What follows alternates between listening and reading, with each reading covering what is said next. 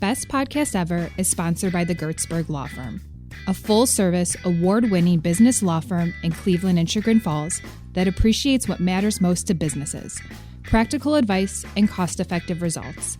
We understand your business because our team has the unique perspective of having real-world business experience themselves. Learn more at gertzberglaw.com. While you're there, be sure to check out Cover My Six, a proprietary legal audit that will identify, target, and minimize your business's exposure to lawsuits and government investigations. Go to covermysix.com to learn how you can prevent a lawsuit before it starts. Enjoy the show. Ladies and gentlemen, you're about to listen to the best podcast ever recorded.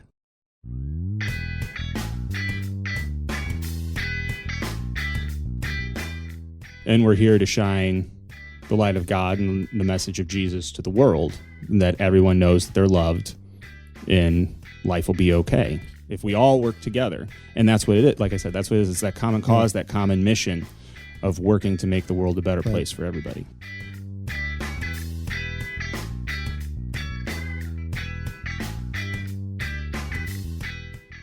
Molly.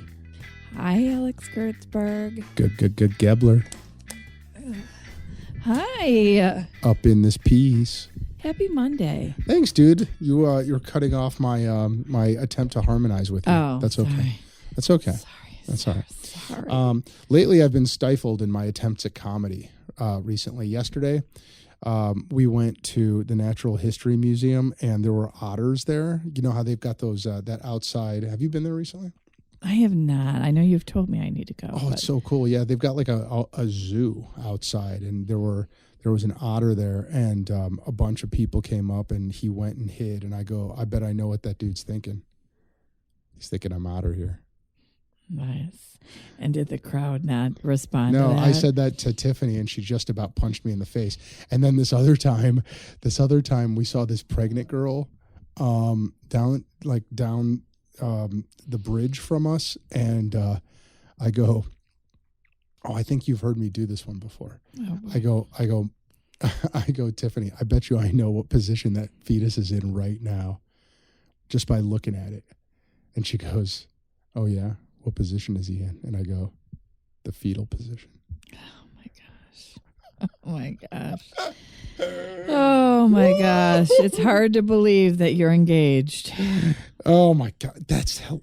And wait, there was a third one. There was one more. Oh, I couldn't see it getting any better. More. So yesterday, no, she like wants to, she does, I think she wants to kill me. But I think she's probably over it. No. After the otter. So yesterday, this all happened in a 24-hour period. So I was definitely pushing my limit here. But yesterday morning, I was going to work out in our gym in the house, and I couldn't find any clean workout clothes at all anywhere.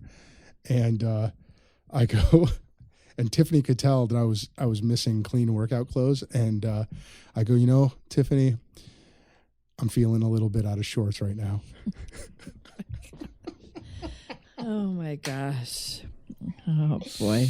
Yeah. I hope John can put in the ironically, and this is the last one I'm going to do, and this one's not mine. I was driving here. There's a really good. Do you listen to any other podcasts besides this one? Mm-mm.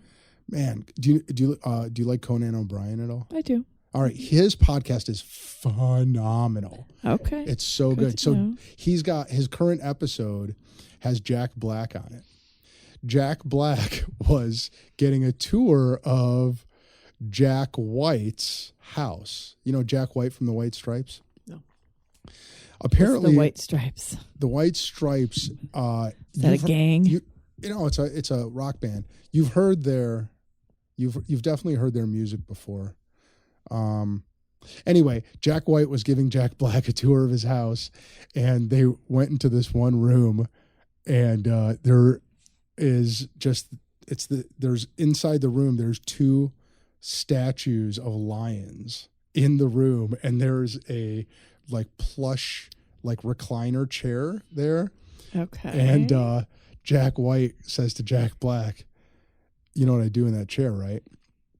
Jack Black's like, no, what do you do in that chair? He goes, that's where I read between the lines. Oh my gosh.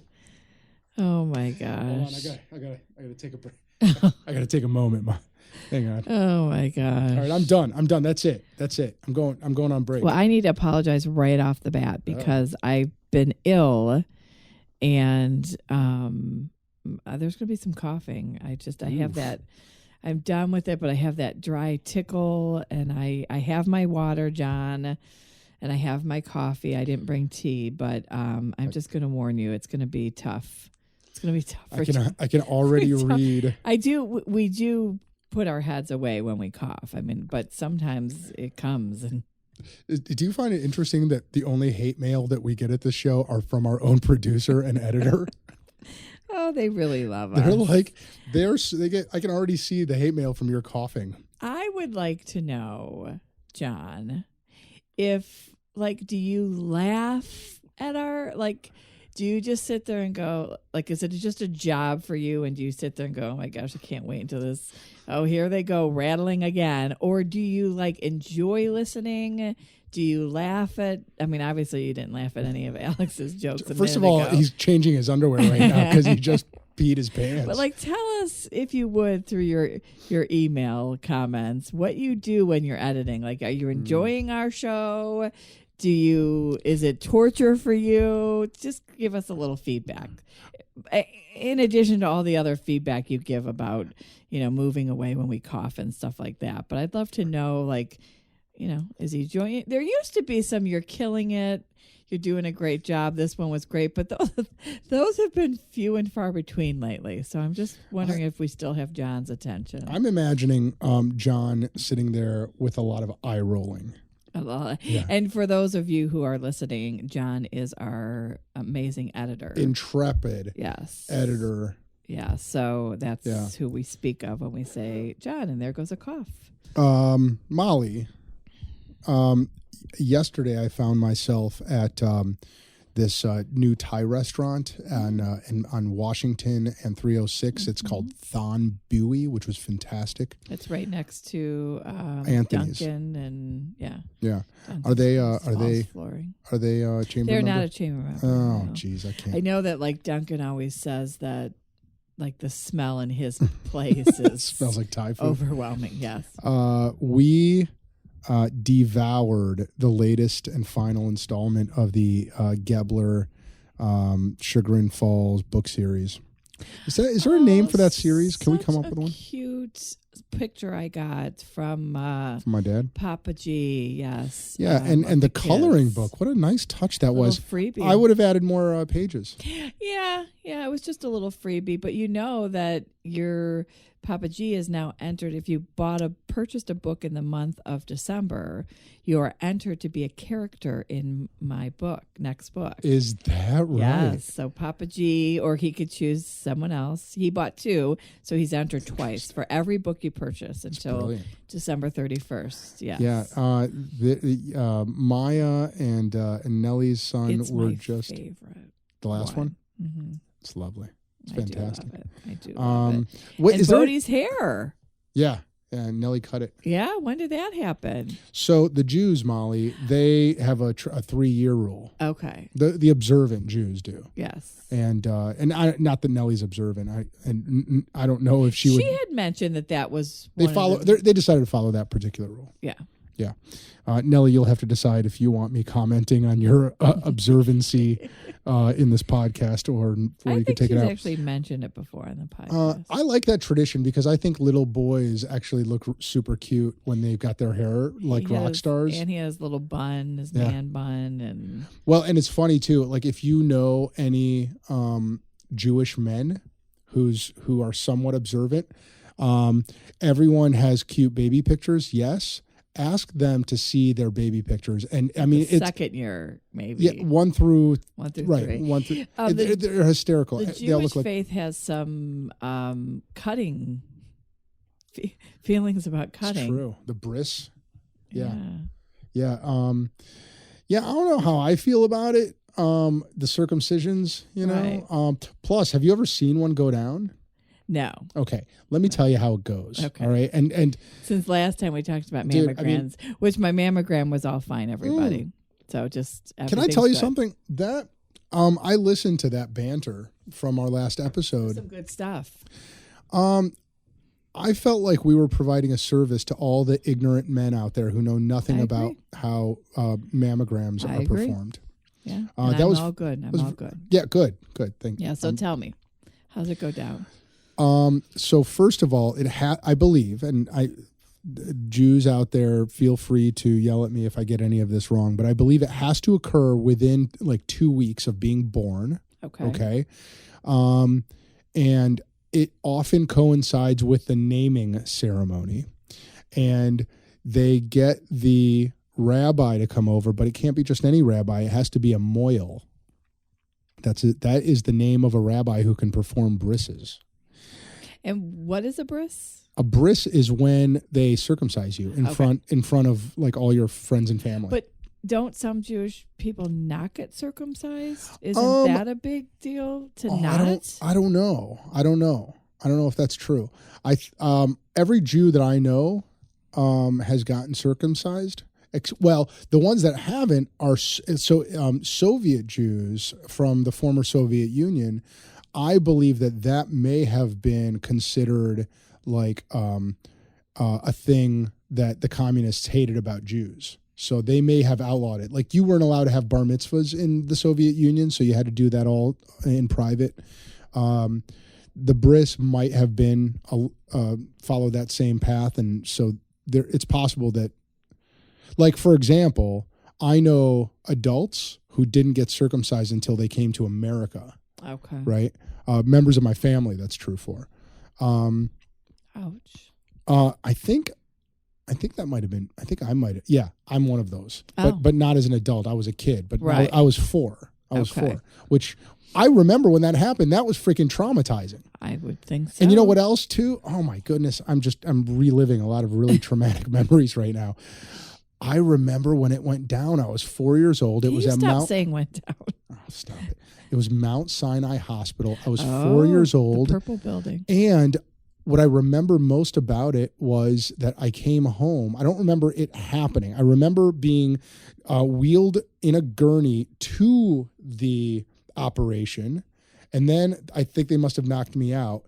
And then I remember it was later in the day, and I'm laying down in my living room at my apartment, and there was a sheet over me that I could not let touch my crotch area, because it was so raw and like, I mean, so. Is this just coming back to you like right now as we speak? Yeah. Oh my goodness. So here, you know what, Molly, we talked about mammograms last time. Yeah, Let's talk circumcisions. Absolutely. Getting back to the ceremony. Yes. Now, I could be wrong here, but I believe that the genesis of the ceremony, no pun intended, was that at some point, some people considered it to be more hygienic. So like I believe that a lot of Jewish traditions come from their belief about what's hygienic. Like, for example, keeping kosher has its roots in, I believe, in keeping like meat and dairy products separate for some reason relating to like nutrition and, germs and stuff like that. Right. Okay. And I think that circumcisions were the same way. And so, but then they brought in all of this religious stuff around it, right? Like prayers and all this pomp and circumstance. So what happens is you go to... And the doctors are in there? Well, for me and for relatives, it's in the hospital. It right, was in the what hospital. I mean. But I think that might have been because we were not babies. Right, but babies would be in the hospital. Oh, it could be. Yeah. So kids in my family, who I will allow to remain anonymous in case any of them get embarrassed by what I'm about to say. But we know it's not Nellie. Kids in my family have the circumcision has occurred in like a family dining room, right? What? Yeah. So the rabbi comes over, and there's all kinds of prayers that happen. And some of the prayers, the rabbi leads the family in prayer, and there's a lot of call and repeat, like a Baptist church, you know what I mean? Like a whole lot of amens.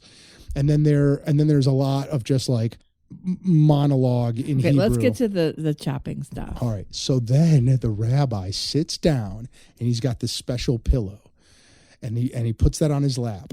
and then he passes the infant around. No. Listen to me. It's crazy. Passes the infant around, and then the infant will be held by like a godmother type of person, like his aunt, or I mean, I think there's a line of succession there.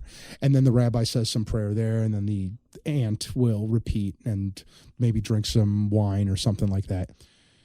Passes the baby to the next family member. It repeats a couple times, right? Then the baby is down on this pillow, right? And the rabbi, who, by the way, I'm pretty sure takes a sip of wine in this process. I don't know if he needs to get through it. Hold on, I haven't gotten to the. They give the baby some. Haven't gotten to the craziest part. Rabbi gets his little like sewing kit out of his pocket, opens it up. There's a series of scalpels in it, and a straw. Okay, opens it up, sets it down.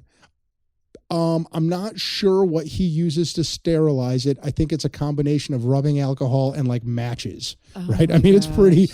And you've been to one of these? Oh yeah, I've seen them. I've seen. I've seen it happen multiple times. More prayers. He then takes the little kid's pecker, rolls it back or forward, I forget which, slices off the tip. Stop it. There's a bunch of blood and there's a bunch of stuff happening. You know what he does? He takes the straw, puts it on top of his pecker, and with his mouth sucks. I'm not joking. Sucks the blood out. Did you get a discounted version? This happens.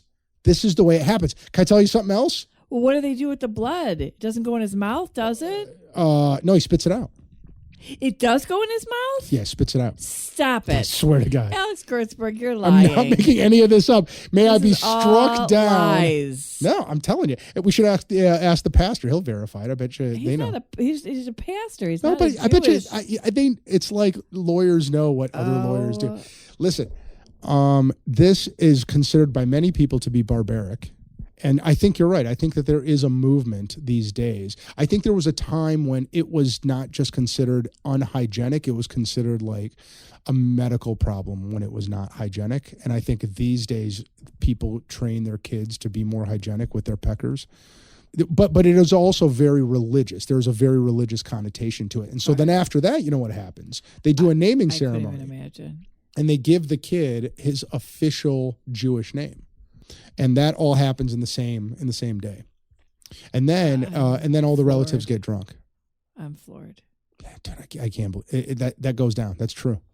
That happens to every Jewish kid. I can't even. It's kind of like a baptism, but without but with like with surgery. Oh my gosh. Yeah. Wow. Yeah. You should go. I wonder. I don't want to be invited to any of them. No. I'm trying to think in the Catholic or Christian faiths if there's anything that's like painful like that. That's like scarring or mutilating. No. Nothing like that, right? No. I mean, just putting the baby's head underwater. Which now they just pour it over there. Yeah.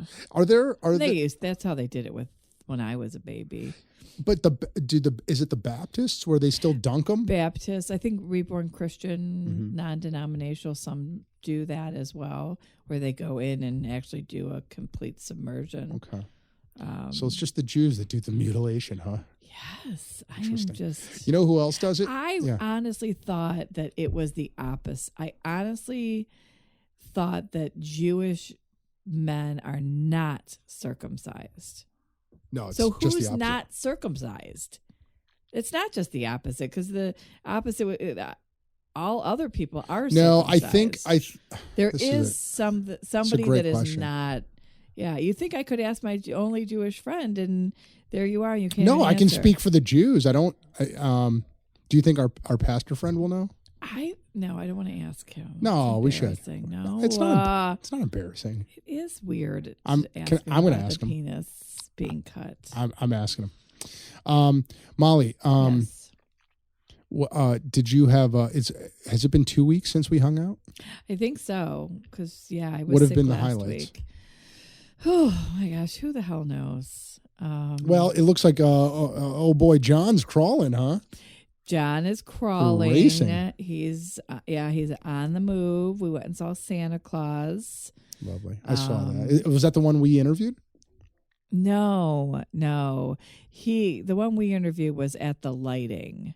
Okay. At the official lighting. But yeah, I had a little book signing at Fireside Bookstore this past weekend, which was lovely. And my sister had a party. We were over there on Saturday night. Ohio State. Way to go, Ohio State. Excellent. Way to go, Kirtland. To state States? champs. Oh, yes. Good job, Kirtland. Yeah. Jessica's son is a freshman, but they get to participate in that. So we've been watching that, and that's about it for me. What about you? We did see Elf at Kenston. That was really cool. Oh yeah. Yeah. That was awesome. And then we went to. Were any kids in it? None of my kids were in it. No. It was a really good production. It'll be over by the time people hear this, but if you have you could now, I think it might have been just this weekend. Anyway, they did a really good job. We spent the weekend at Wade Oval, and we at University Circle, right? Mm-hmm. They've got cool stuff in the winter over there. They've got a lot of Santa's over there. The lights so over there. So you stayed cool. there, down there? No, that was this last weekend. But you stayed there, down there for the day. Oh, just for the day. Yeah. Gotcha. Yeah. Yeah. Saw Frozen 2. Did you see Frozen 2? I did not. Dude, it's really good. I did not. I did see a movie because I'm not binging right now. I'm watching all holiday. Oh. I can't seem to find Hallmark on my Hulu Live. Does not have Hallmark. Well, they probably have their own channel. Yeah, but you have to pay for it. I'm not going to pay for it. So Hallmark. So I've been watching Lifetime holiday movies, and there's one called The Christmas Tree Miracle. The Christmas Tree Miracle. And it is phenomenal, and it's something you should watch with your kids. It's just about a total dysfunctional family and just all focused on their phones and their devices, and they're all spoiled. The kids are spoiled because of the parents, and something happens in their lives where things change drastically. And it's just how the family deals with it and then comes together. And it was really good. So I put out on my Facebook page the trailer, and I don't even think, I didn't tag the movie at all. I just said, great movie, really should watch it with your kids. And the movie responded and said, and I don't know how. What do you mean the movie responded? A Christmas Tree Miracle said, "Thank you for the shout out. You're amazing too." And I think it's a Christian based film. It's called The Christmas Tree Miracle, I think. And I just the internet amazes me sometimes. All I did was went to YouTube and shared the trailer. Okay. I didn't tag it. I don't know who produces it, nothing. And just that I just don't know how they knew that I shared their, I don't know. I just got to say, I thought that was pretty amazing. Christmas Tree Miracle. Okay. I'll I'll share it again and get another shout out from them. So should we talk about Brian Saxe, pastor of Bainbridge? Is that how is that how you say his name? Saxe, huh? Is this your first time using a pencil? Yeah, I guess. Do you want a new pencil? If the is that a Gertzberg Law Firm pencil? Would sharpen them for me, I would have no problem. We don't sharpen. Do you want another pencil? I think I'm okay as long as I keep keep it vertical. Keep it like this. Oh boy! So Brian Saxe, I'm gonna go with Saxe, S-A-X-E. I'm gonna guess that he's English. All right. Goes back to England. All right. He is the pastor at Bainbridge Community.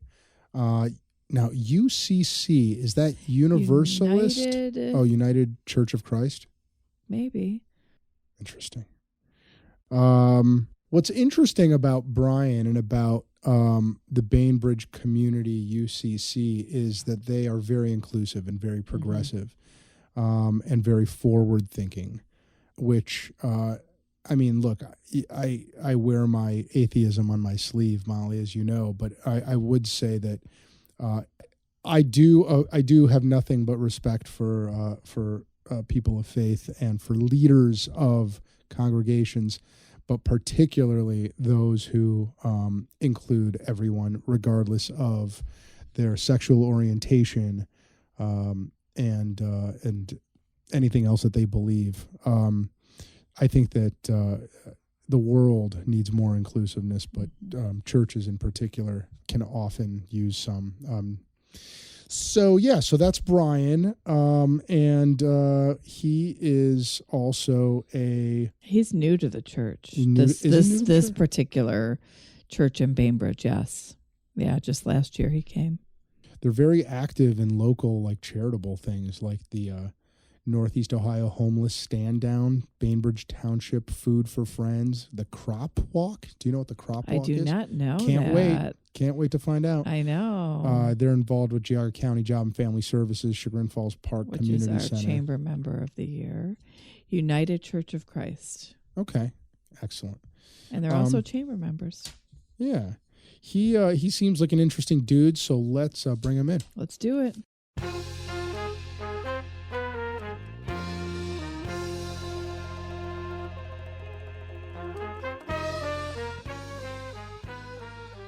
Brian, my first question to you is, how do you pronounce your last name? Saxe. Nailed it. I didn't say he did it. There wasn't. There really as isn't any that other. pointing at me indicated. There isn't any other real way to. I mean, do people ever mispronounce it? Yes. Really? Yes. Because of the E. Like Saxe. Sakes. Is that right? Seems silly. So what brought you to Bainbridge, Ohio? A job. From where? Well, I live in Cuyahoga Falls. Okay. And I grew up near there in Stowe, and then went off to college, met my wife. She went to seminary in Pittsburgh, so we lived there. And then we ping-ponged around Ohio till we came back. She got a church in the Falls, and then right around then is when I jumped to the UCC. And then a couple years later, ended up here at Bainbridge. So do churches have, I'm Catholic, and I know in our parish, priests are only there for a certain amount of time. Is that how it is with all, you keep talking about hopping around. Is that why you're hopping around? Because No. So in both, my wife's denomination is Disciples of Christ, and I'm in the United Church of Christ, the UCC. And they're both similar in that they're both Congregationalist, which means the individual congregations are autonomous. So they make all their own decisions about hiring, firing, what we're going to do on Christmas, what we're going to do here, like our church is open and affirming. So we invite and support LGBTQ people into the full a lot about that life and leadership of the church. Their UCC as a denomination took that stance back in the 70s. Okay. But there are still congregations that, for whatever reason, aren't on board with that, and that's okay because, as I said, we're Congregationalists. So the upper levels of the church aren't there to dictate or tell us or enforce like beliefs. The Pope would be in my faith. Yeah. Okay. Like, they aren't there to enforce anything. It's more of collaborative ministry, working together. Really, it's more network than it is like system of governance. When you said you jumped to UCC, is that right? UCC. Were you going from one denomination to another denomination? Yeah, I was in the Disciples of Christ. And that isn't as dramatic as me as a Catholic going to UCC. No, that would be like going from one end to the other, Catholic to UCC. One street in Bainbridge to another street. Well, that would be like going from one street in Bainbridge to one street in Cleveland. The from Catholic to UCC. Yes. So, but your Disciples, jumps. my background, the church I grew up when my wife's a pastor at, that's like tomato, tomato. Gotcha. Can I ask you guys a question as a non-practicing anything? And you may want to share your faith because you just did in before. Well, I was raised Jewish, but these days I roll atheist. So that's why I'm here. But as I said to Molly, and as I've said many times on this podcast, I have tremendous respect for all people of faith, particularly the leaders of faiths, so long as they have good intentions and not, violent or violate exclusionary or honestly, one of the things that I really appreciate about you, Brian, is the inclusiveness. Mm-hmm. I think that the world has enough separation in it already. Mm-hmm. And to the extent particularly that religious leaders can, open their doors to people of different mindsets and orientations, the better. But let me ask you guys both a question. So among the Jews, right, the variations are really just between, yes, there's geographical types of Jews, and there are different, I guess, schools, but the biggest differences among the strata of Jews is in how observant they are. You got Reform on all the way over here, and those are the ones that are like the most liberal and flexible, and then you've got the Orthodox over here on the far other end who observe like everything, right? And then you've got conservative Jews in the middle. My question to you is, when you guys are raised to believe, like, obviously the way that you're raised, I presume, is very influential on how you end up, right? Is that a fair statement? Yeah. Okay.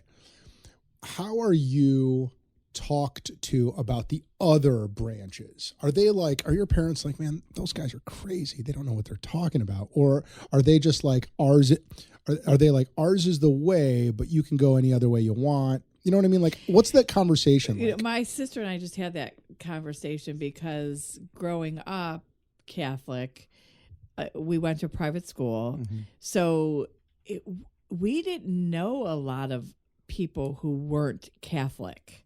Not because my mom kept us from that, because when we were going and doing things, it was typically at the church, or it was the spaghetti dinner at the church, or all our sports were CYO, so they were within the Catholic. So we were just talking about that. And then the non-denominational, and you can correct me if I'm wrong, those didn't come into play, at least in my life, until I was much older. We didn't know about non-denominational churches until my uncle actually left the Catholic faith and became a pastor at a Nazarene church. And that's when we were kind of introduced, maybe in the 80s, maybe? Well, Nazarene, they're a denomination, so Protestant might be a better word. Okay. So if you break down Christianity in, let's say, like 4 groups, right? You have Orthodox, which is like Eastern Europe originally. You have Catholic. You have Protestant, which is, Luther, and then saying, I'm out of here, let's do something else. And then the just door that opened. Yeah. And then from Protestant, you have, I guess we're now formerly mainline. We were mainline. I don't know. It's a brave new world. So you have like the traditional Protestant churches, Methodist, Episcopal, Baptist, Disciples of Christ, UCC. Mm-hmm. So I guess I should have found it. There's a really great graphic. I'll email it to you. Yes, let's post it. Ridiculous tree of where things come from. And then the non-denominational movement is kind of another chunk of Protestantism, but I kind of say it's the non-denominational denomination, because it's funny in that, most people, they're like, I want to find a progressive church. I want to find a progressive church that's, not stuck in the old ways.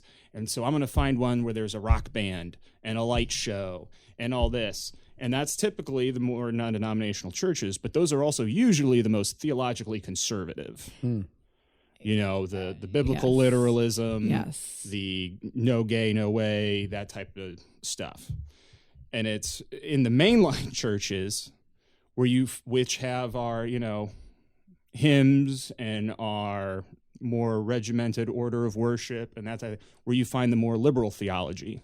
Mm. With the exception of the United Methodists, every mainline denomination in the United States has at least a welcoming statement for LGBTQ people.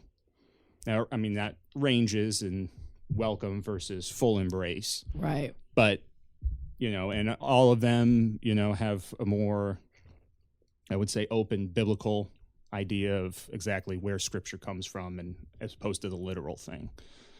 So the UCC falls in that mainline group. Why is it generally considered the rule that the Catholics have like the longest masses? I don't think we do. Is that No, they got the longest weddings, it seems like. Maybe that, but I know I've gone to my uncle's church, the Nazarene church, and that's just as long. Oh, yeah. Okay. We're an hour. Do you guys want me to step out so I stop asking inane questions about religion? No, it's fine. Questions that people, I'm sure, want to ask. You're but are asking the embarrassed. questions that I'm sure the majority of people have I see. anymore, because the majority of Yeah. people aren't going to church. Even our church, the new norm in churches is irregular is the new regular. Yeah. Like we were talking, we just did a pictorial directory. So we had a company come in and take pictures to, make the little book. And he was trying to get an idea of the size of the church. And he's like, well, how many people are in worship? And I was like, well, 40, but that doesn't really matter because, we'll have 40 in there, but we're probably more like 60 or 80 because we have so many people that the 140 won't be the next Sunday's they'll come 40. on. They'll come on, once a month or once every other month or, just whenever. Or they'll be like seasonal. Like I have one family where the son's a football player. So during football season, see ya. Yeah. During the rest of the year, they're there more or less every Sunday. Right. So... Well, that's where my chip thing comes into play that I would like to create for Sunday Mass. And it would be given out at a Mass that's not told. You don't know what Mass it's coming out. Mm-hmm. And they give you a chip. And then on Christmas and Easter, when I can never get a seat, even though I go every Sunday, because the seasonals are there, which in the Catholic faith, that is one of our 10 commandments, that we are supposed to go to Mass every Sunday, observe the Lord's Day, which I didn't go this Sunday. But the good thing about the Catholic faith is I could go ask for forgiveness. But then when it comes to Christmas and Easter, I just bring my chip out, and you would have to get up and give me very Christian. I'm just always the one that has to stand with my 80-whatever-year-old father for the seasonals. But to me, that's where it's going. It's going to be irregular is the new regular. People they're going to be passionate about their church. They're going to love their church. They're going to love their faith. They're going to want to change the world. And by gosh, they are there every Christmas and Easter. And that is how they live it. Mm-hmm. And that's okay. Because you can be participating in the church in lots of different ways besides just every Sunday worship. Right. It's important to be there, but because that's the focal point when you find out what's happening. But how do you as a parish survive that way? Because you're that's a business and, That's the big question. Mm-hmm. That's what lots of people are talking about. I go to conferences and stuff, and that's what everybody's talking about because we're recognizing irregular is the new regular. Mm-hmm. So a lot of us are starting to push digital giving, mm-hmm. where churches like Netflix, you log in to whatever setup we have Tithely, and you log in there, you set up how much a month you want auto-drafted, and whoop, give and forget it. And get them on Christmas and Easter to sign up because that's when they're feeling good. Did you ever see The Christmas Tree Miracle, the movie? No. You need to write I've seen that A Christmas Story.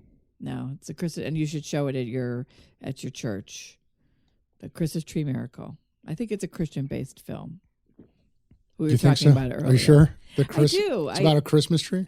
No, it's about a dysfunctional family who finds the true meaning of Christmas. All right. Yeah. Brian, how big is your congregation? Depends what day. It depends what day, yeah. Okay. Like average worship is around 40, Okay. and then we're around 60 or 80.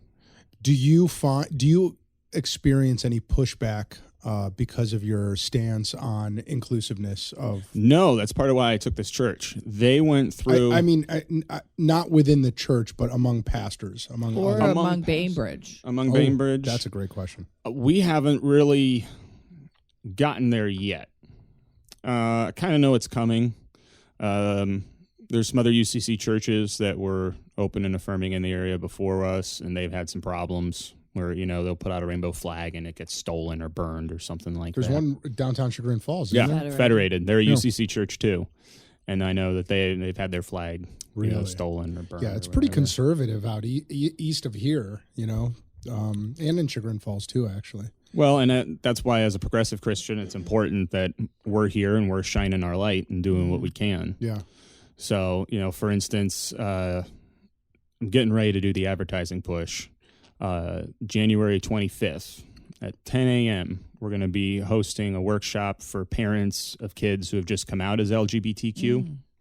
That's awesome. And we're going to have other parents there that have already been through it. And we're working with Hiram College. We're working with the LGBTQ Center in Cleveland and the LGBTQ Center in Lake County to get parents. We already have 2 signed up. 3 signed up to come and just be there, make themselves available, kind of tell their story, give tips. I did this and that worked. I did this and it was a mess and I shouldn't have. Yeah. Just so other parents who are going through this and might not know where to turn can come and get some sage advice from somebody who's been there. Can you send that to me so we could get it out in our happenings? Absolutely. Okay. So Brian, you've been there for a couple years? Been there for 1 year. 1 year. So you knew going in that it was inclusive. Inclusive? Yeah. So Okay. in the UCC, everybody has their own branding, of course. And in the UCC, it's open and affirming. Okay. Really, it started as LGBTQ. It's really evolved into just all-encompassing. What is open and affirming? You've said that a couple times. Open and affirming, like I said, is kind of the UCC branding for really, it started and birthed out of the movement of LGBTQ people and fully welcoming into the life and leadership of the church. So open refers to people who have come out, and affirming means they affirm that they're a member of the church. The church is open to them being in the church, and they are affirming Got it. that they are children of God and there's nothing wrong with them just because they're gay or trans or whatever. Okay. Back to your question, Molly. I'm sorry. I just that was my question. So you didn't have to start that. No, It the was already previous existing. pastor did that with them, I think about 2 years before I got there, so it'd be 3 years now, if I'm remembering the timeline right. For instance, when I came in for my interview, they already had a big, huge rainbow banner up there that the UCC had put together that said "Be the Church" and had a bunch of other things underneath it. And you know where this church is, right? I do not, So Molly. it's right before you go under the freeway, right next door to Cleveland Clinic, Bainbridge. Is it the white, To the right. but next to the cemetery? Yep, Is in front of that the right? cemetery. Yeah, you Yep. pass Oh it all the wow! time. I do pass it all the Yeah. time. Our big push has just been publicity. Like we're kind of in the Aflac stage of just get your name out there. People don't even need to know what it is. Just get your name out there. Because the church has been struggling with that. That's part of the reason they're shrinking is people don't know they're there. So yeah, we are the little white building. It's not a funeral home. It's not a museum. It's an open church. It's not the Right historical in front. society. It's not the historical society. Right in front of the Restland Cemetery. That building's got to be like 100 years old, right?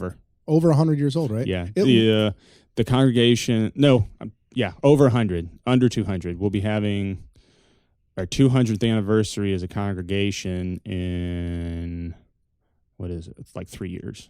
It's So so in 1822, I think the congregation started, and then the sanctuary was built in the 1860s.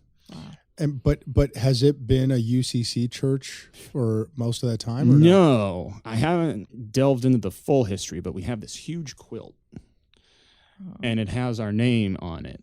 And apparently at one point we were Methodist, and then it says Methodist Episcopal, and then they left apparently, and then they joined up with the UCC. So I haven't gotten the full story yet. I have one of my members wrote a little history of the church that's sitting on my desk that I still have to pick up and read. Sorry, Bill. And but so it hasn't been. The UCC itself is actually pretty new. It's only been around since the 50s. It's actually a merger of two different churches, and each of them were mergers of two different churches. So we say we have 4 streams that feed into the UCC. Who are the ones that speak in tongues and dance with snakes? Pentecostals. Snake thing is like a very specific subset, but Pentecostal's the one that believes in speaking in tongues and all that. We celebrate Pentecost, which is when they spoke in tongues. Yeah. What does Pentecost mean? It was when a day? Holy Spirit came. Yeah, it's one of the holidays. So it's after Easter. There's a story in Acts about how all the disciples were sitting around, and all of a sudden the Holy Spirit descended, and they were able to speak in different languages, and other people understood them. And so it's kind of like the church's birthday, essentially. It's what happens at 20 past the hour. If you're ever sitting around and 20 past the hour, things get quiet. Actually, let me rephrase. If you're ever sitting around and things get quiet, look at your watch, and it's typically 20 after the hour. Just so you know. Now you're going to be looking at it all the time. And that my mother would always say, the Holy Spirit just passed through. So it's like the church, basically it's celebrated kind of as the church's birthday. Got it. Can I ask you guys another ignorant question about religion? Sure. So clearly there are passages in the Bible, probably in the Old and the New Testament, that make references to like slavery, right? Or make references to isn't there one about a man? I heard somebody make the argument that rape cannot exist between a husband and a wife because it says in the Bible that a man cannot rape his wife or something. Am I totally making that up, or did I hear that somewhere? I can't even think that would Boy, be I hope I got that right. I don't doubt that somebody said it, because people will use the Bible to excuse a whole lot of crap. Right. Even if it's not in there, they'll just say it's in the Bible. Yeah. Or their interpretation of it. Well, that's right. I think that there are passages in the Bible that are taken to extremes. And I guess my question is it when you guys hear stories like that, right? Is there like a thought that goes in your mind like, man, those guys are just insane. There's no way. Or do you think, okay, the Bible was written at a time when slavery was normal, and when the relationship between a husband and wife was pretty draconian, and things have evolved, and therefore other things in the Bible should evolve too? I mean, that's probably in our faith. The Bible's pretty, Mary is a virgin. She is the mother. Speak for yourself, dude. Yeah, she is the mother of Jesus. Yeah. Our communion does become the body of Christ. So you're very literalist with the that's word. Catholic. I mean, look, right, that's Catholic. There's Catholic and then there's Catholic also. So. Oh yeah, I'm sure. I'm sure. Yeah. So I mean, I went to Xavier University, and the Jesuit priest had a little rainbow safe space sticker on his door. So yeah, like I said, there's Catholic and there's Catholic. The UCC is very much open to interpretation. So the Bible and the Spirit speaks to everybody individually, which is why we come together to help sort everything out. So for instance, when I go up to preach, my congregation knows I don't expect them to agree with me, because that's not realistic. What's realistic is my job, and what they pay me for is to give them food for thought, to make them think about their faith, and to say, hey, here's this thing from Scripture. Here's how I think it applies to modern life. Now, what do you think? Well, so let me put you to the test on this, Brian. Okay. So is there currently in the Bible that you read a provision that says that a man will not lay with a man? Those words are in there. Okay. All right. So how do you position that to relative to the position that you have now that it's totally cool? Well, it's a couple different reasons. One, and the biggest, is it's easy to look. I think one of the biggest problems we have is it's easy to look at an English translation and assume that that is exactly what the Greek or the Hebrew is. Interesting. Yeah. And in that case, the specific case of Leviticus, I was actually just at a conference, and it was actually a conservative rabbi that was talking about this. And the Hebrew word, and also we know this because the Greek word that's used, is specific to, male prostitutes. So in that culture and in that time, homosexuality, or not even homosexuality, because that didn't even exist.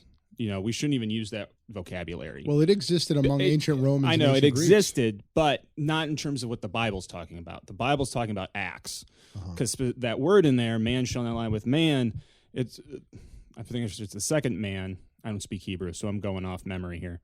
You're saying it's referring to specifically those male temple prostitutes. So in paganism, with the Greek religion, when you're going to worship Zeus, you're also going to go and visit the male temple prostitute and have sex with them, and that's how you honor the god. And in Judaism, that's a no-no. We don't do sex to honor God, and especially male, non-reproductive, because that's sacrificing a gift. Reproduction is a gift, and you don't waste it. Seed is limited. Yeah. Part of this is also understanding Iron Age biology and how they thought that worked. Because in their minds, a man's seed is limited, and that's where the baby comes from. The woman's just the vessel. They don't have microscopes. They don't understand fertilization. This is where they're coming from. So they're doing the best they can with what they got. Got it. And so that statement, and they don't, like I said, they don't have a concept of psychology. They don't have a concept of how your mind works and who's attracted and how attraction even works, that type of thing. They just have in their mind sex acts and what acts are right and what acts are not. Sex is to produce a child. Yeah, and what honors God and what's a gift from God. So your view is that provision in the Bible that says man shall not lie with man refers to male prostitutes. Yeah. Okay. And then is there a line that you would draw? And it's difficult first of all, I have no filter in asking questions because I'm a lawyer, and we see that. As you can tell, my deposition skills are coming out here. But I also am genuinely curious here, and so I don't mean to be combative or contentious by any means. And feel free to say I'm not answering that. But is there a line that you would draw on consensual acts? So, for example, I presume bestiality's out. I would advise it. Okay. That's out for me as an atheist, right? So I get it. I think that's, but I think the real reason that should be out is because it can't ever be consensual. What animal wants that, right? Oh my God. This is going off the rails, Molly. Yeah. No, but what about is there a lot of religions are very anti-masturbation, and and I presume that they would put gay sex in the same category as getting surgery to change your gender, or fetishes, right? I mean, anything that isn't productive, that isn't reproductive, that is purely self-gratifying, right?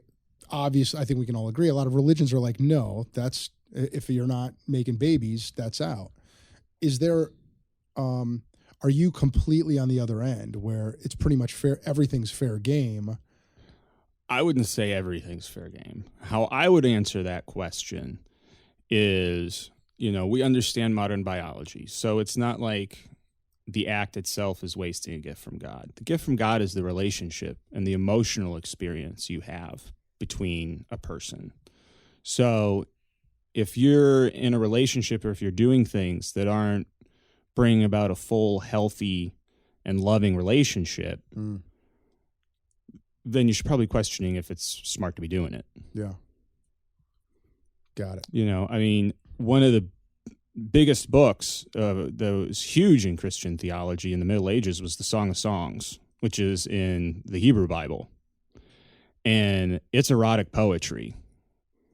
Like a lot of it gets lost in translation. Because I mean, he compares her breasts to jumping gazelles. That's not exactly pillow talk these days. Might have been compared to that. Jumping gazelles. But it is. I mean, it's clearly sexual, and and it's in the Bible because when the rabbis were throwing together the Hebrew Bible, one of the bigwigs got up and said, "We're interpreting it as God's love and the people's love, and the love and the relationship between God and Israel." And the church went off and said, "Oh, it's the relationship between the church and Christ," and it's a pretty heavy relationship if that's the case. Yeah. So, and you can go to Rome today, to your point, and there's saints in ecstasy. They're having such a heavy spiritual experience. They're having orgasm. So the idea that sex. What do you mean? That's what you're saying. That's in the sermons that they preach over there. Church history, no, is like the mystical experience. Like, oh, you're saying it's in church history and church theology. Okay, it's not in the Bible.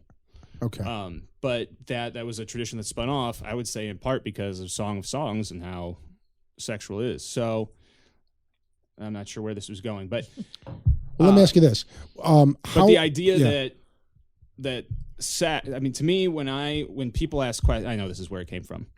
I also have ADHD, so give me a minute to make it. Same. All three. I'm surprised we've gotten this far, actually. Right. But to me, that Song of Songs, this is why I love my congregation, because they let me push pretty hard. Song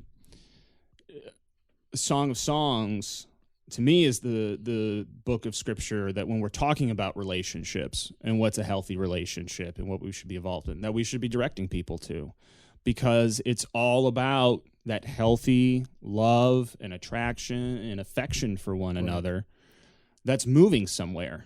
I mean, that's the other thing is, okay, yeah, you're both happy and healthy, but where is it going? Are you both on the same page? And in that book, they clearly are.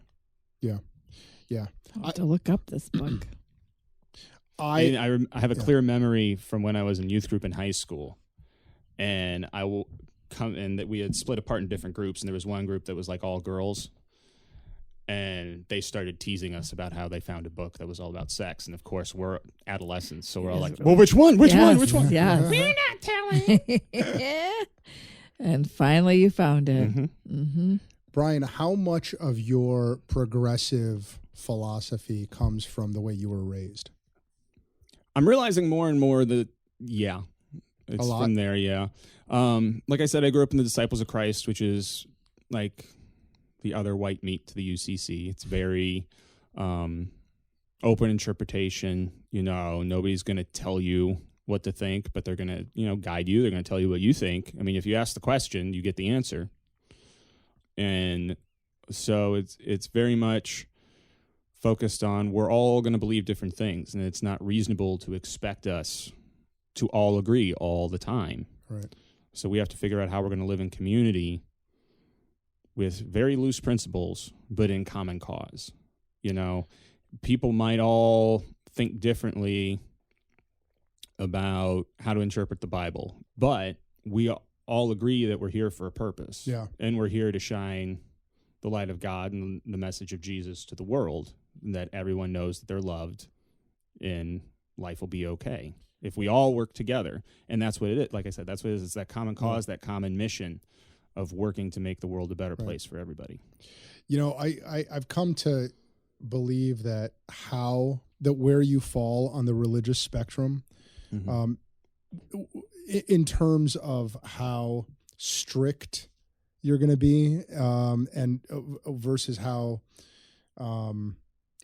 flexible, just for lack of a better analogy, does actually come down a lot to how you were brought up.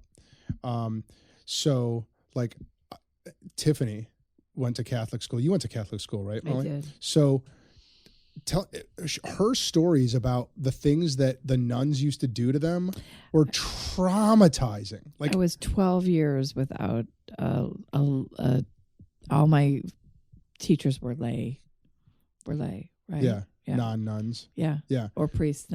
I never had, other than like a chaplain or something like that, but I don't know how I got through. And she's younger than I am, so that's surprising that she had still nuns. And she said they were, I mean, the way she's described them to me, they were freaking sadistic.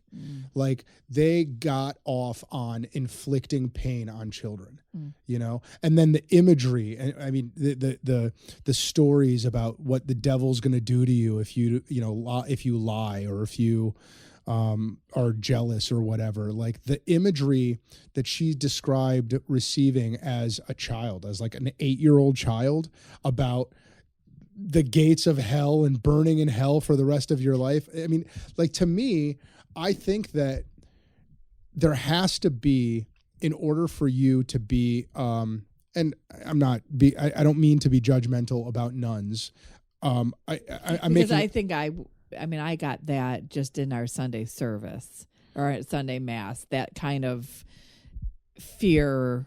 I mean, it was definitely a fear-based. Yeah. Well, and that kind of goes to my point, but the extent to which you are okay with inflicting that kind of, emotional pain. It is an emotionally painful thing to experience the fear of hell, the fear of eternal damnation, right? I mean, that is an emotionally difficult thing for a little kid to go through.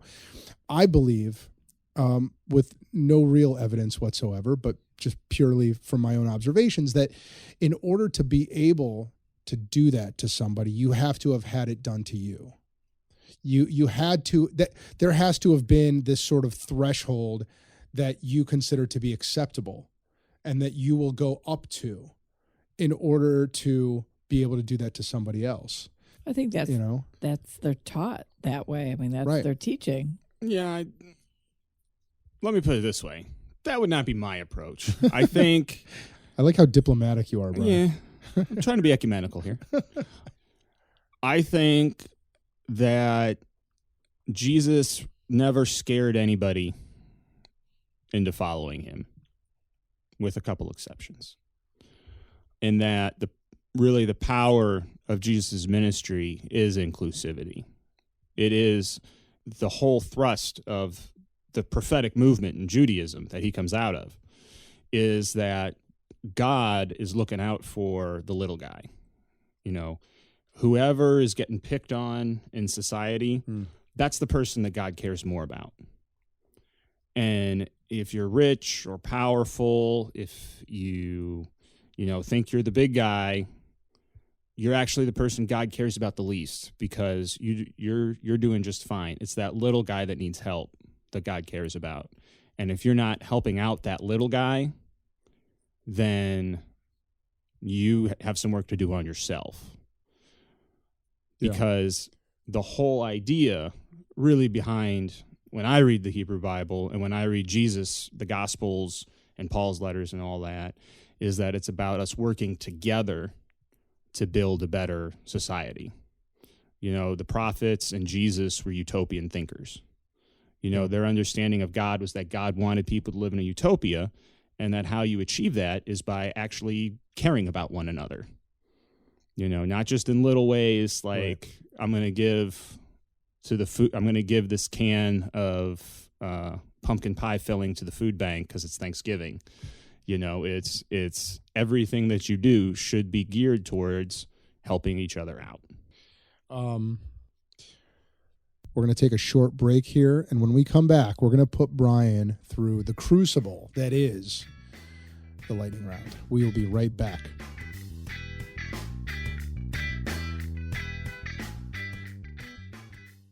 Hey folks, Alex Gertzberg here. I'm CEO of the Gertzberg Law Firm and Cover My Six, and I wanted to share with you something we figured out long ago. The biggest value lawyers can give their clients is not getting them out of trouble. It's helping them avoid emergencies before they blow up. That's what Cover My Six is all about. To help you see why we're so confident in this audit, we're offering a no-cost, no-obligation Business Vulnerability Assessment. My business lawyers will meet with you in person and go over your customer contracts, your employee handbooks, and other key legal documents, and identify any legal minefields they see. We'll also give you guidance on how to stop those minefields from destroying your business. We know lawsuits cost businesses far more than money, but we also know that most of them are entirely preventable, and we know how to stop them before they start. Go to covermy6.com to see if you qualify and sign up today. Thanks, and enjoy the rest of the show.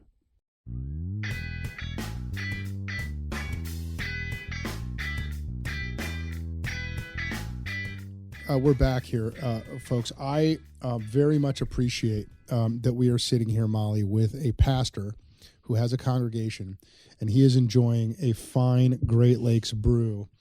You haven't met many priests, have Second. you? Is that true? They all drink? Oh, yeah. I mean, I'm not going to say they all drink because I would never say that, but I grew up with a priest or two having a beer. Yeah. It's really only mainline. It's only really a few The Protestant Nazarene church doesn't churches. drink. Yeah. Or at least his, I hate to lump them all, but I remember when they broke off, the kids like couldn't dance and drink and Yeah, it's like Footloose. yes, exactly, but not with a third child. It was the two daughters, but when they had the son, I don't know, the church changed a little bit. I don't know. Molly, Yes, I give the lightning round question. Conch, is it? Do you remember Lord of the Flies? Ever read Lord of the Flies? Saw Lord of the They had a Flies conch. or read it. Whoever held it got to talk. The talking wand or Conch. You have Thank the you. conch. Thank you for the conch, Alex. You're welcome. Okay, what are you binging, Brian? Star Wars. Oh. Getting ready for the new one to drop. And The wife has even embraced it. And how has Baby Yoda become this big, huge phenomenon? It's a badass. Because it's awesome. They're doing these And no little one saw it coming. gifs, a gif of Baby Yoda. My daughter's obsessed Wait a second. with Wait. Baby Yoda. What do you mean, Baby Yoda? Baby Have you not Yoda. seen The Mandalorian? Oh my gosh! No. Is that out right now? Yeah, it's on Disney Plus. I've It not is seen it. worth the $8 a month. Get out of here. And So, if you have Verizon Unlimited, it's free. Yeah. For a year. after Baby Yoda's everywhere. wait, so it was Last Jedi, and then Solo came out after that, right? Mhm. And then Mandalorian. That's the TV series. Oh, that's two. So is Baby Yoda from the TV Yeah. series? Oh, okay. Yeah, it's this TV series that's on Disney Plus. Can I tell you something? I was a huge Star Wars geek growing up, and I even forgave George Lucas for busting out those first three, even though I thought they all sucked. But and then I was so geeked out when the I can't remember what was the first one that Big came? fan. Force Awakens. The Force Awakens, and then there was Rogue One. Rogue One was the flashback. yes, and then the Last Jedi one. was after Last that. Jedi. Yeah, love all of that. But then I couldn't help but notice that The Last Jedi had like a lot going on. There was like a lot of plots, like side streams going on, and I started getting lost, and I started feeling old. And then I've been hearing about The Mandalorian, and it seems like I was one of those that did not like Last Jedi. you didn't. No. Was it for the same reason? Because it seemed like there was too much going on. I think to me it was that they made Luke Skywalker an old man that just screamed "Get off my lawn" for 2 hours. True. Because he's like my favorite character, and I told my wife when we were I'm a huge Star Wars fan, and we went to the opening and we were all excited. I was excited. My wife was pumped too, but I was the kid on Christmas. And then the credits roll and she looks over at me and goes, "What'd you think?" And I just went, "Let's go." Oh boy. And she was like, Did you like Solo? "Yeah, I did." I liked Solo.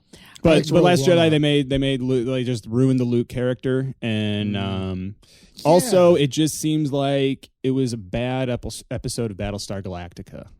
Interesting. Like they're like, "Oh, we're racing to get the fuel. Where's the fuel? We're racing. We're still racing." You're right though. I saw Star Wars at the drive-in when I was In the maybe 70s? 7. When did it come out? 77. I was 7, and I fell asleep. And I never saw another one after that. Sorry. You're missing out on a lot of Sorry. good stuff there, Molly. I don't think I am, but I mean, it's no Hallmark special. But right? It's no Christmas tree miracle. what are you binging? Oh, you're not. You said you're not binging anything. No binging during the holiday season. I'm watching. You're my binging the holiday holidays. shows. Yes. But Mrs. Maisel's out, which I have to wait till January or December 27th. So maybe. we're doing the deep binge though. It's not just the movies. Like we're busting any out binge the is Clone fun. Wars cartoons. Like some of the Oh. they did multiple arcs in there that were really good. Oh, Better than some of those movies. I don't know any of I that. can't get into that stuff. You that is deep binge. You're right. Oh yeah. You're right. That's severe. Not all of it, because some of those cartoons are bad. Because it's Right. It was like kids show, and like sometimes they were like, "Oh, we're gonna make an episode for kids," and Yeah. then sometimes we're gonna make an episode for everybody. Disney. Today was a benchmark day in media history because of Disney. You know why? Mm-mm. Any idea? I got nothing. Over the weekend, Disney hit $10 billion in sales just this year, and that was before the new Star Wars comes out. 10 billion. No, I'm sorry. They're about to hit 10 billion. Like any moment now, they're about to hit 10 billion. That was the stat. Over the weekend, they were like at 9.9995. Their movies and stuff. Yeah. 'Cause That's I with would think Frozen. That's with I would think that'd be more. Between $10 billion. movies and For the year? crap This year. and $10 billion. Did you hear about the hotel they're building? No. So they're building the Star Wars hotel at Disneyland. It's going to be like a complete, like Westworld.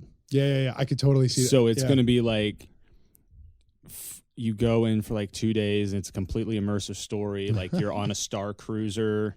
Like they're saying awesome. you look out the, what do they call it? Like not the window. They gave it some fancy spaceship name. Portal. Yeah, portal. And you look out and it's space. Like you Wow. don't see outside at all. does George Lucas For- still do that? They Yeah. bought him out. No, they bought him out. Yeah, Yeah, they bought all his rights. I guess I was reading some stuff on the internet. Like he'll show up on shooting days and stuff. But So he doesn't he's even not direct involved. or No. anything. Nope. Disney bought them out. Disney bought them it out. But there was a lot of. But so anyway, this hotel, to stay there for one night for a family of 5 is going to be $3,300. Oh Yeah. my gosh! And people are going to pay. And and it's it'll gonna be booked sell every out. night. It'll Yeah. sell out for years. Man. Yeah. Mm. I've been Must be binging nice. the last season of The Crown. Do you guys I have not watched It's that really one good. either. Love I it. know. love it? I know. You told me because I was wondering how they go from the old Yeah. characters to new characters, but you said that they do it in a unique way, but Yeah. you didn't want to tell me. Yeah, and the lady playing the new queen really grows on you very Okay. easily, very quickly. It's Okay. good stories too. I like it. Good history. I love it. You watch The Crown ever? I did. Yeah, you like I it? did. I watched I think it's only on the third. It's on season 3. Yeah. or something like that. First season, half a season, and then I didn't get into it. I shouldn't say we. I app hop because we App cut hop. the cord. Yeah. So I'll be like, all right, we're gonna do Netflix, and then when I start sitting there and I can't find a show, I'm like, there's no reason to have this. Yeah. And then so I'm like, all right, I got 13 extra bucks. What services am I subscribing to that's now? hilarious. Apple's So- starting to come out with some good shows, and I don't have All right. Apple, but like the Apple TV, they're coming out with some good binging shows. You know what show you guys should both binge, but you'd have to have HBO. Do you either of you have No, HBO? how many? John, can you please tell me how many times Alex asked me if I have HBO? Please, thank you. John, tell Molly to piss off. All right. Hi, John. The Righteous Gemstones. Have you guys heard about this show? I've seen it as Yeah, I I've think scrolled you past talked it. about it last I have. time. It's a parody of like mega churches, but it's like kind of like Breaking Bad. Like there are some really intense, great dramatic scenes and like really bad violence in it and crazy sex, and it's like this. It's like a really intense story, all around this mega church. Fascinating. I loved it. I loved it. Interesting. Yeah. Interesting. Molly, carry on. Oh, thank you. Your perfect day. My perfect day where nobody asks me to do anything, Nice. and I just get to go up to the Cleveland Art Museum, walk around, have a nice time. Okay. I like it. I like it. No follow-up questions from me, Molly. Okay, good. Thanks. I wonder why. Maybe because your mouth's full of pizza. It's really good pizza. Guilty pleasure. Beer. Okay. Are you like a beer snob? Yes. Okay. Do you know that, and you probably do, I just learned this, that if you are going on a trip, you should go to Chuck's Beverage and grab 4 of the local or a 6-pack of local different beers, and that you can go to like Chuck like places in whatever state you're going to, and they will let you trade the 6 Ohio beers for a 6 of their state beer for free. It's cross-pollinating. Yes. Yeah. Interesting. Yeah, and I did that in New York City, and they let me do it. And I brought it back to Chuck, or to Kurt. Yeah, I thought that was kind of fun. Yeah, just little note for you. If you were not a pastor, what would you be? Jedi. Yeah, I'll go with that. No. Say what you were going to say. No, I actually, when I was looking over it, because I had the lightning round question, said that was going to be my answer. I'm not quite sure that's possible. So hold on, let's explore this. Do you think right now people walk around actually considering themselves genuine Jedi? Yes. I read an article online. Brian does. No, I don't. But I read an article online that I guess in Australia the fastest growing religion is Jedi. It doesn't surprise Because me. people write, like on their census, they're like, what religion are you? And people write in Jedi, either to be snarky or... Do you know about the Pastafarians? Pastafarians, yes. Yes. What? California. I don't know about the Pastafarians. Flying spaghetti monster. Yes. Oh, I know about flying spaghetti monster. Yeah, and they wear I know, it's interesting. Pasta in their hair? strainers on Dreadlocks? their head. God bless them. They got court allowed them to now wear those. That is their headdress of a religion, so they Spaghetti. can wear it on their driver's license. The strainer hat. Oh, the There's a Jedi duck. are definitely based on samurai. You know, so I could see, and the samurai is a very Buddhist lifestyle and heritage. Lucas So, has called himself a Methodist Buddhist. interesting. Because you I can see see that. a lot of Christianity, prophetic influence in there, but you also see a lot of Eastern. I mean, honestly, one of the reasons I really have grown up enjoying Star Wars was because of all the historical references, like the stormtroopers and the Emperor. There's so much World War II Nazi stuff happening there. It's one of the reasons I got snarky about Force Awakens. I was like, why do they have women in the Empire? The Empire's supposed to be Nazis. Yeah, It's just supposed to be white. There's a reason it's just white guys. yeah. And the rebellion is this as much as it was multicultural, multifaceted thing. Yeah. There's a statement being made there. Yeah. No, I totally agree. Molly? Brian, what's on your mind? What the next question is? Okay. Are you going to accept that, Alex? That's acceptable to the judges. All right, Alex, off to you, please. Brian, you are stranded on a desert island, shipwrecked for a minimum of 3 months, but for a time period that could be the rest of your natural born life. You may bring with you any single author's entire bibliography. Who is the author? Michael Crichton. Oh, man, I thought you were going to say like God, but no, I like that you said Michael Crichton. I thought you were going to say all of the, testaments. Good for you. That that's a seemed good like call. too much of a go-to answer. I know. I was thinking, Molly, what we could do is play a game where we write down what we think, like the Newlywed Game. We write down what we think they're going to say. I definitely would have said like St. Paul. I think I could play that game with the next question, but not the first question. Ooh, let's hear it. All right. No, I mean in our podcast, I don't think I know enough authors to be able to. Okay. I'm saying. All right. Yeah. Brian, same shipwreck, same desert island, same indefinite period of time. You may bring with you any... But don't answer it yet. We have to give us time to write down who we think. I'm gonna write mine down. You may bring with you any single musician's entire discography. Who is the musician? Hold your answer. Okay. Go. Queen. Ooh. Oh, Molly? Dave Matthews. I said fish. Kind of looks like a little bit like a fish. That head. wouldn't be that far off. Dave Matthews. Yeah, it was close. Same genre, sort of. Okay. Good call. Good call. But Queen threw it totally not the same. Yeah. No.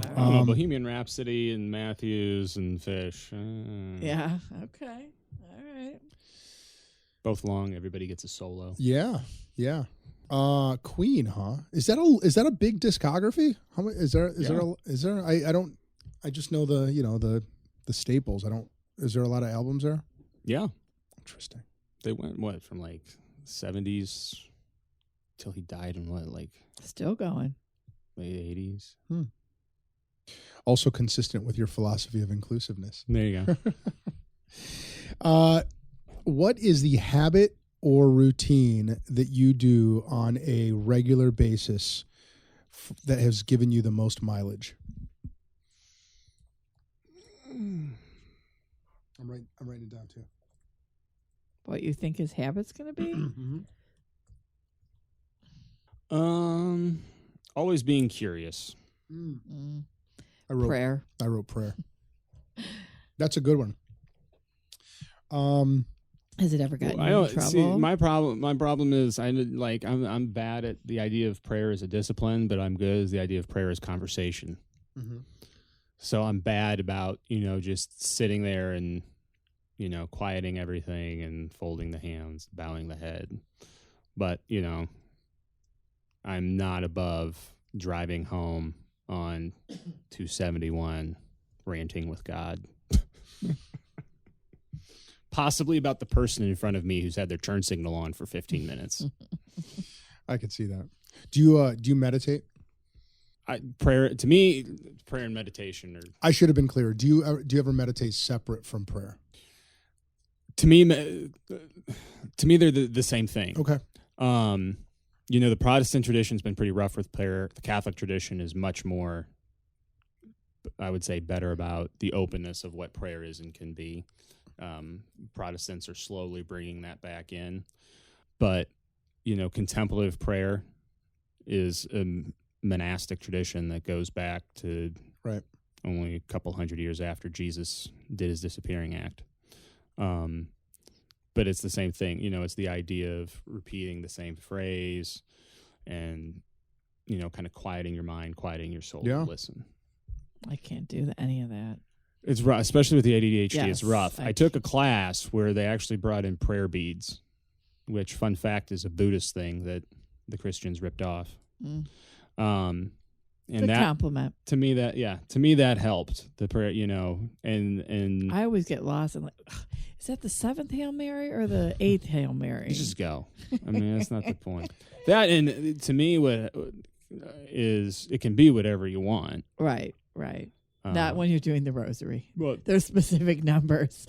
Again, Catholic versus yes. UCC. Yes. It can be whatever you want. Yes. It's the UCC Protestant that made up his own thing. But that is helpful, especially when I'm being my anxious, hyperactive self and kind of quieting down, I found. Do you, Molly, and when you guys pray, do you guys ever do it with like some kind of mantra? Or is it just the rosary bead thing, the Hail Marys?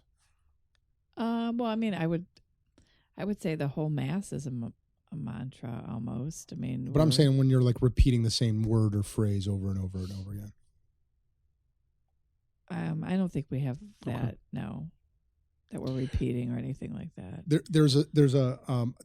There's definitely a neurology and a psychology that happens with that, with repeat, like, so transcendental meditation and just mantras and chanting has this, I mean, there's all this science behind how much it puts your mind into this like different frequency, like theta or whatever.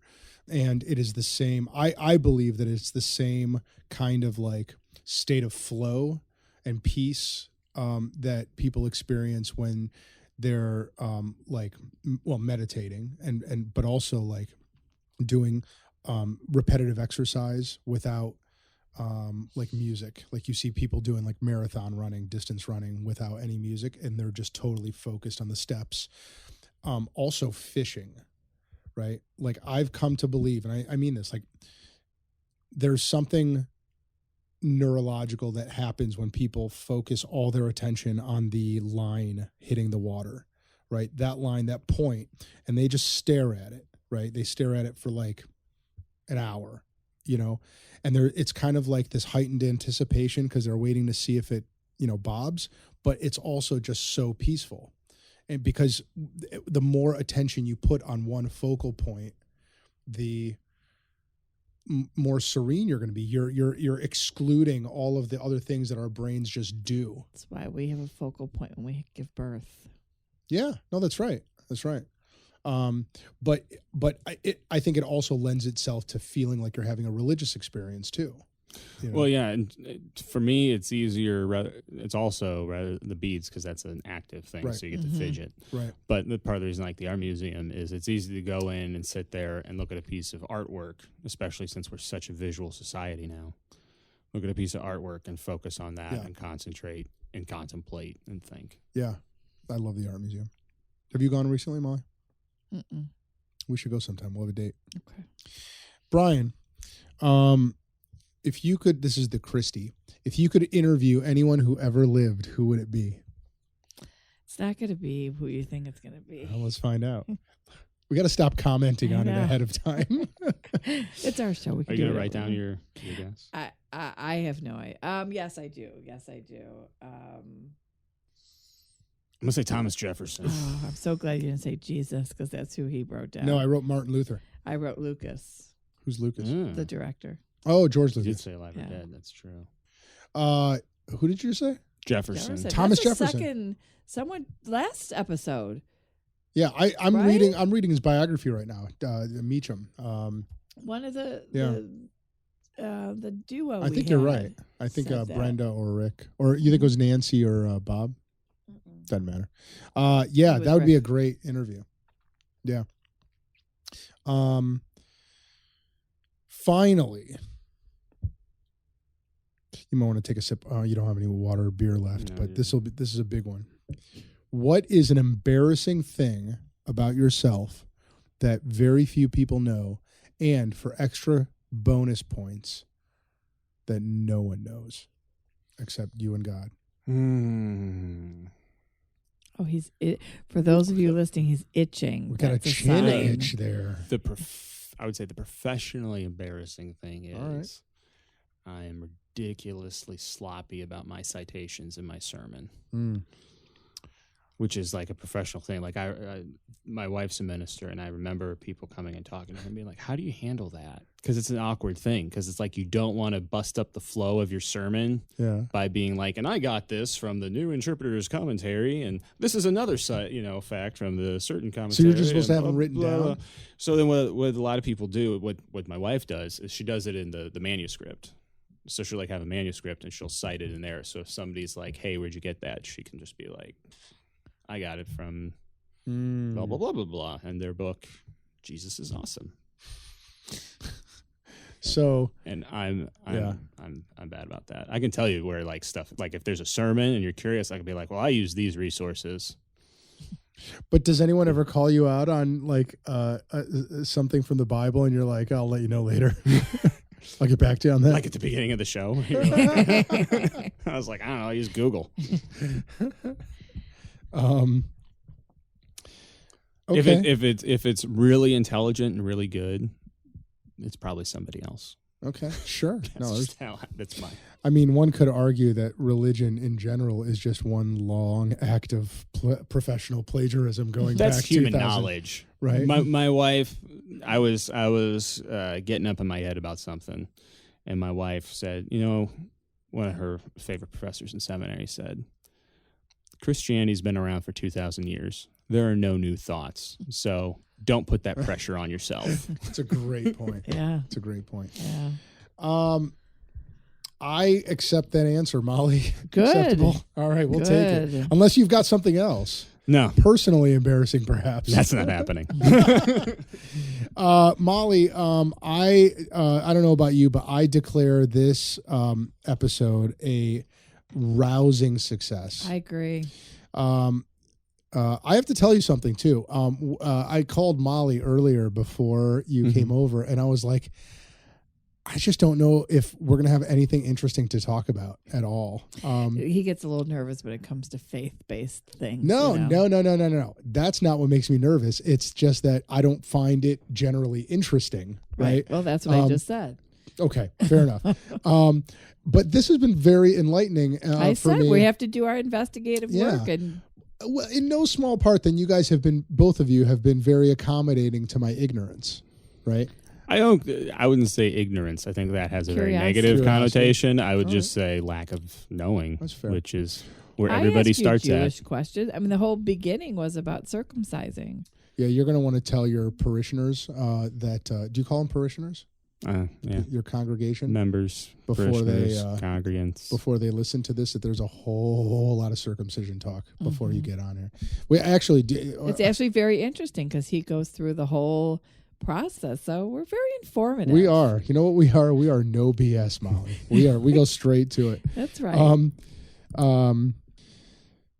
Oh man, all right. If you don't know the answer, or if you want us to cut this out, just say cut it out. Here But we but we couldn't figure out whether circumcisions Oh. were purely a Jewish construct. Is that what we? Or, I thought majority of Jewish people don't circumcise. which I corrected Molly on. Yes, you did. But the question is, So who then doesn't who doesn't circumcise? circumcise? That's the big question. Do you know the answer? Is a religious mandate? yeah, in the Well, or religious just world, I think. on the religious. Okay. Yeah, I think that's. Well, is it even a Christian thing? Do they even talk about it? I mean, we have. Oh, it's talked about. I mean, the Bible, yeah. Oh, it is. Paul writes about it big time. Saying do it, saying Saying or don't do it. it's complicated. Pastor, let's get it Well, out. Paul's argument is you don't have to be Jewish to be Christian. Okay. And there was a school coming out of Jerusalem and Jesus' brother that was saying, no, you do have to be Jewish. We're another Jewish sect. Like, the goal was not to be a whole separate religion. The goal was to be in the little pantheon you gave of Orthodox, conservative, whatever. And Paul's argument is God does not show preference. So it doesn't matter if you're Jewish or you're not Jewish. You can still be in the group. How does that relate to circumcision? He argues you don't have to be circumcised. I see. Okay, got And it. he says you shouldn't depend on your circumcision. Okay. to declare what you are. To say that you're following God. That makes sense. This has been illuminating. Very interesting. So what would you like to get out there to the universe, Brian? What are you guys working on? Anything special? Anything you'd like to? Well, we're doing the workshop that I talked about, January 25th, 10 a.m. at the church. Like I said, we'll have a panelist of parents who have kind of been through it, and they'll be able to just talk to other folks who are going through it and may have questions. The other big thing we have coming up, besides a whole host of fun Christmas activities that you can find at our website, Bainbridge Community UCC.org, in the spring, we'll have our Social Service Expo. We did this last year. We got like 15 social service agencies from around Geauga County to come to the church, and they just had booths out so people could come, ask questions, figure out what forms they might need to bring in the office, figure out if they could, sign up for stuff right there for whatever help they might need, but also for people looking for places to volunteer. We had NAMI there, the North American mental awareness. We also had Women's Safe, the Geauga County Women's Shelter there, and several others, all places that are looking for volunteers. So it's a great opportunity for people that need help to come find help, and for people that are looking to help to come find a place. And that will be, let's say, March, April-ish. And then you also have your Pride 2020. Yes, we're working on that. We're working with a couple other UCC churches to put that on. That'll be at the church in October. We're going to do it a little different. And the idea on that one is it's a family LGBTQ Pride. So, a lot of my experience as a straight guy going to Pride in Columbus was it's a great party, But once my kid got a little older, it was a little awkward to take him due to some of the subgroups that show up. And anybody that's been there knows exactly what I'm talking about. So especially with kids coming out earlier and earlier, we wanted to create a place where they could bring their parents and not have mom and dad freak out. Oh, what's going on? And also a place for LGBTQ parents to bring their kids and, not have to worry about having conversations the kids might not be ready for. Right. So that'll be happening in October at the church, and plan is just, have a bunch of booths. Did you say in October? Yeah. Next October? Yes. Because we're planning ahead. Yeah. Oh, yeah. For an event that big, you have to. So we'll be sending out solicitation letters for funds in January and February and building towards having the event in October. So like I said, there'll be booths for resources for people who are themselves might be LGBTQ, like I said, for parents of kids. It'll just be a fun time. We'll have some kiddie rides there and DJ. When my daughter started college, I was shocked at the amount of students that had nowhere to go for the holidays, for Christmas and Thanksgiving, because they were out and they weren't accepted in their families anymore, and they would have like their own little Thanksgiving in the dorm they stayed, and that was just so shocking to me that I mean, I know I'm sheltered, but that a mother wouldn't love their child regardless of anything, and then that they had nowhere to go. It's real sad. Oh, heartbreaking. Really So is. if you're a church around any school, college school, that's the place to go, is to, let them know that they're welcome at your parish festivities. Yeah, Believe Out Loud, I think it's .net. Is a really great resource. It's Okay. interfaith, so I'm pretty sure it's got Christian, Jewish, Muslim, I mean, everybody that is supportive of LGBTQ people, so they can find That was somewhere sad. to go. And Kent, it was Kent State. I mean, the amount of churches just from on 43, when you go down to Kent, there's got to be 17 churches you pass on the way. So, Yeah, I mean, I got to tell you, I think it's hard. It's got to be hard enough coming out. It is, just from the fear of the unknown, it adds an entirely different level of difficulty and complexity when your parents don't accept you. Add to that the additional layer of difficulty when you don't have a church to go to, when you've been raised in a faith. And so I think what you're doing to welcome people who come out really addresses all three of those difficulties. And I commend you for it, Brian. I think that every church should do it. And I think every, well, regardless of how anyone feels about a particular faith, you have to appreciate that you are doing something that is helping people, right? And that is making people feel good about themselves and giving, it's like, I still, Molly, remember when Rob Sapp was here and he said the one thing that every kid needs to hear is that they are worthy of love. I mean, the fact that you're giving that to people is so huge. And support. Yeah.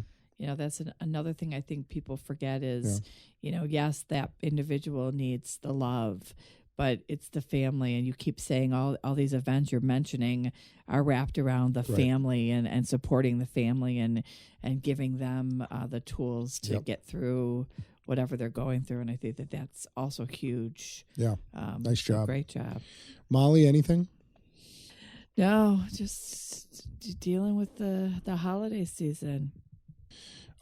You want to go to a pieceofmollysmind.com and get your last final copy of the books before they run out? Yeah. We do have I'll say this, if you order, and I think I did at the beginning, we have our set. You can order the whole set for $40. And if you order a book, each book you purchase, you're entered to be a character, entered in to possibly be a character in my next book. So that'll be fun. That's lovely. I could see a little Alex Oh, I'm expecting to be a character. Whether I enter Dewey or is not. in this recent. I saw that. Yeah. Folks, as we draw, as the end of the year draws near, here's what you're doing if you're a business owner, Molly. If you're one of the 500 plus members of the Chagrin Valley Chamber, what you're doing right now is one of two things. You're either thinking about how you're going to spend your money on lawyers in 2020 or you're not. Want me to tell you something? You should be, because you're probably gonna, right? In one form or another, you are going to need contracts drafted or redrafted, employee handbooks drafted or redrafted, shareholder agreements, partnership agreements. What you want to do is start planning now for your legal spend in 2020 and go to covermy6.com and then call us and we will give you a quote on how to lawyer-proof your business. So you work. So, on for instance, nonprofits. like, what would my liability exposure be for having Yeah. a large community event in October? Exactly. That's exactly right. Well, that would be one thing. But we go in and look at your entire business, and we audit the 6 relationships that every business has that create liability: customers, vendors, shareholders, employees, competitors, and the government, right? That's the universe. That's all 6 potential categories of plaintiffs that could possibly sue you. So if you know that, look at those relationships, redo your documents, have your hiring and firing practices looked at. But what's most important is have that conversation with your lawyer, because most people go through their business life with blinders on, not wanting to call an attorney because they don't want their attorney to start the clock. So don't call your attorney, call us. We won't start the clock, and we will give you a rundown of what issues you've got in your in those 6 legal relationships that you definitely have, and then we will talk to you about how to plug those leaks, those minefields that are probably just waiting there to get blown up. So covermy6.com, check that out. Do that before the end of the year, and there is value in planning for 2020 and for your legal spend, your budget now, and we will help you do that. Thanks for. Oh, one last thing. So if you're listening this far, Molly, right? We know who you are. Yes, You are 40 members. You're the 40 members in Brian's church. 40 regular attenders. And his Right. wife. Well, and his 40 wife. people that show up any given Sunday. So Uh-huh. like 60 to 80. All right, 60 to right. So Okay. at least the 4. whole congregation's Right. going to listen. You're one of the many others that keep coming back. Oh, you're Paul Marnichek for sure. Absolutely. Council President Paul Marnichek Yes. today. You're Ed Gertzberg. Yes. And many others. And so here's what we, but mostly Molly, ask you to do. Figure out on your phone or your computer or whatever device you're listening to us on the method by which you can leave a rating or a review, and then do that, but only if it's positive. Only if it's leave awesome. negative. We like negative Well, too. send the negative ones to Nellie. Yeah, we'll read them and then make fun of you. I guess. No, but it means a lot to us, especially. Why do you act like you're singing today? I don't know. I'm feeling a little bit like. I think it's because I got the short. I got the short. I feel like we're going to get a lot of comments from John about your microphone. Really? Because I I don't brought know. up Queen. Yeah. Walking the Freddie No, it's because I got a Mercury singing. short one, He and just, I don't. I'm for usually those that back are here. listening, he is just mouthing and handing the microphone. Hands are all over the microphone today. Molly, Yes, listen. I'm just trying to be a good broadcaster. Yes. Podcaster. Yes. Yeah, because that's what broadcasters do is hold the Like microphone. I said, he's got the lead singer thing going. Yes, He's taking it, trying he's to dipping it sing. down. Can I end this episode? Yeah, just with a like bang? us, review us, Right. And say hello. and come back next time. And thank you. And I mean this. Thank you for listening this far. And I know Molly does too, right, Molly? Yes. Thank you. yes. Thank you. See you next time, Thank folks. you. Bye. We hope you enjoyed this episode and we thank you for listening. And remember to check out the Gertzberg Law Firm. Whether you are starting, running, growing, or transitioning a business, or if you need to create or update your wills, trust, or estate plan, our team will give you an incredible level of personalized attention and a passionate commitment to meet your objectives. We are veteran-owned, and our award-winning lawyers have the highest ranking from Super Lawyers and Avo. We have also recently received the coveted Weatherhead 100 Upstarts Award for a second year in a row, and we are among the first Ohio business law firms to offer our clients a non-billable alternative on every single matter we handle for them, and opt out of the billable hour. What we are most proud of, though, are the many things our clients rely on us for. We successfully defend them in court, but we also help them avoid the courtroom with our Cover My Six service. We protect their assets through good estate and succession planning, and we assist our clients in many non-legal business services like recruiting and business development. We want our clients to feel confident in their choices and to help them resolve any issues or potential problems quickly and efficiently so they can get back to what they love, running their businesses. More than just litigators, we are trusted advisors, problem solvers, and growers of businesses. Let us help you and your company. Call us or find us online to learn more. Thanks again for listening. We'll see you next time.